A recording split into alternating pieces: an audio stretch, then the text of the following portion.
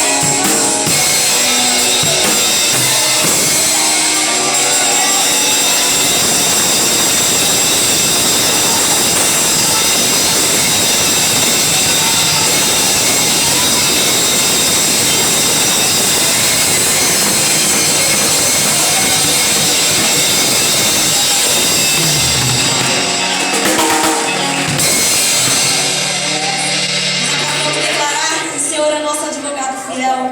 Então, daquilo que você colocar na mão do Senhor, você deixa lá. Porque quantas vezes nós colocamos algo na mão do Senhor e nós começamos a murmurar, nós começamos a falar: Senhor, eu não aceito, Senhor, eu não quero assim. E ali na mesma hora nós tomamos na mão do Senhor. Então, aquilo que você colocou na mão do Senhor, descanse em paz, que Ele é contigo. E se Ele prometeu, Ele vai fazer. Eu gosto de dizer que não pode passar os céus e a terra, mas a palavra do Senhor não passará. Nós vamos louvar agora e vai valer a pena. Tudo que você está passando aqui na terra, pode ser perseguição, pode ser tristeza, pode ser angústia, pode ser falta de trabalho, mas o Senhor tem o melhor para mim, para você, para você. Tem uma coroa esperando por tudo você. Aqueles que adoram o Senhor em espírito e verdade, irmãos. Nada que nós fizemos aqui na terra é em vão. Cada palavra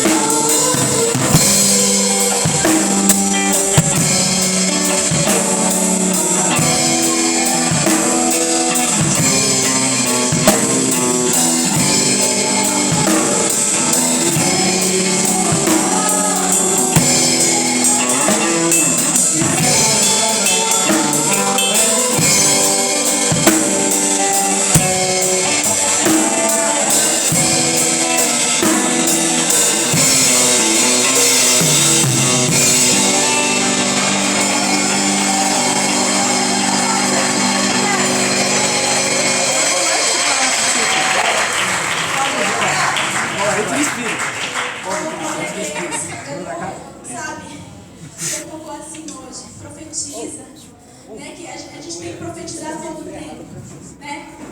E eu lembrei de uma coisa que eu li essa semana na Bíblia.